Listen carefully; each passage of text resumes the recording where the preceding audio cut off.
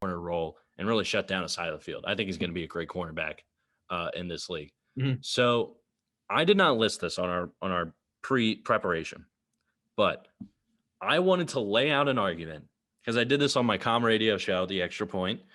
Lay out an argument where there's a possibility that Trevor Lawrence ends up the biggest bust in this draft. Now, hear me out on this. This is not necessarily that Trevor Lawrence himself will be terrible or be like, to me, this is about the situation that he's coming into in Jacksonville. Now, I'm just gonna lay this out here. Jacksonville's offensive line was ranked 22nd by Pro Football Focus. That's the bottom third of the league. They were 62 average for that offensive line. Head coaches, Urban Meyer. Only 3 head coaches hired from college to the NFL since the year 2000 have a record of 500 or better. Jim Harbaugh, who went 44-19-1. Chip Kelly, 26-21, had a wild card appearance. And Bill O'Brien, 52-48, traded away DeAndre Hopkins and beat up a crappy division for years until Tennessee became relevant, I should say. Urban Meyer is a guy that built his career on recruiting and getting these incredible athletes to come to his college programs. Matt Rule, the jury's still out. He only has a year, still got like 6 more on his contract. We're going to see how that progresses in Carolina. But Trevor Lawrence has had these lofty expectations for so long now that, to me, he's going to struggle in Jacksonville because they do not have the wide receivers to really help him. They drafted Travis Etienne in the backfield. I think that's going to be a smart boost to the backfield. That's only going to help. But they still have like DJ Chark. They brought in Marvin Jones Jr. I'm just saying, let's pump the brakes. Even Peyton Manning struggled in his first year in the league. These guys need to develop. And it feels like with what I'm seeing and hearing about Trevor Lawrence, he is supposed to immediately turn around Jacksonville into like a 13-4 team.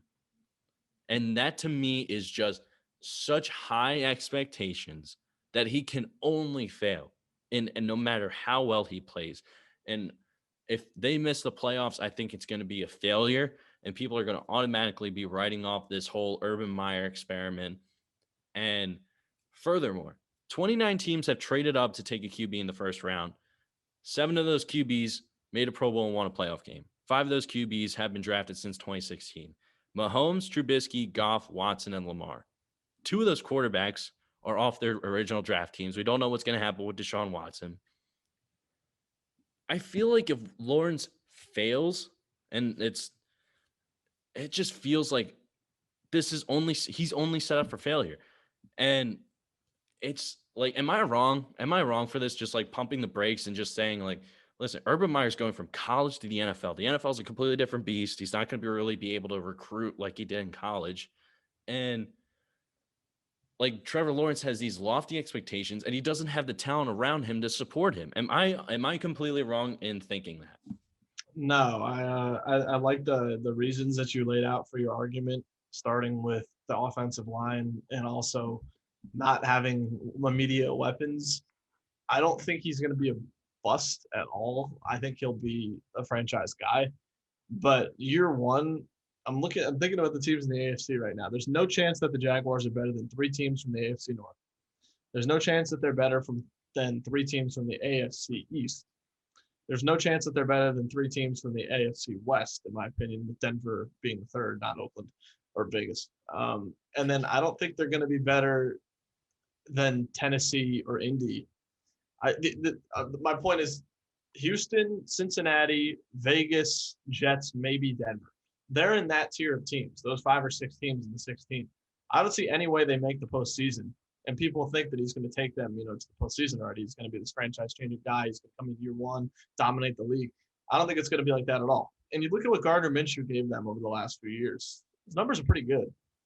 I don't think he's a franchise quarterback, but his numbers are pretty good. Like, how much better is Lawrence going to be than what Minshew was over the past few years for at least the first 8 or 9 games of the season? Like I can't see them starting better than 1-7, 2-6 when he's kind of developing. And Urban Meyer's new coach, new team. Their defense is horrible. They don't have a tight end. Their offensive line's bad. Their best receiver is DJ Chark. They're gonna have ETN and James Robinson, like good running backs. Obviously, ETN should be very good one day. How much of an impact are they going to make year one? We've seen these rookie running backs come in and not be that great initially. They kind of have to get their feet under them, like Jonathan Taylor did last year, and DeAndre Swift, and in past years, there's been Sony Michel. Kind of these late first rounders are not like really good from day one. They're not going to transform the team. So I think your point's fair that he's not.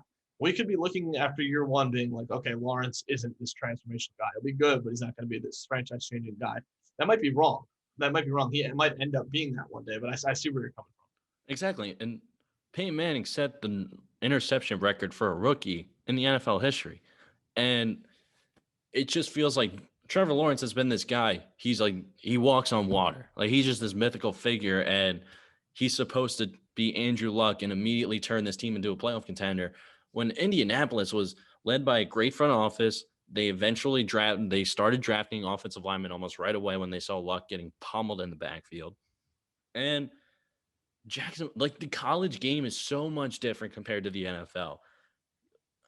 It does not give me great confidence to say that Urban Meyer is going to install his philosophy, whatever his philosophy is, and draft talent and develop them, because that's what's going to make the difference. He can't go out and slide $500 under a kid's for a kid's mom or the kid himself to go like buy a car, whatever.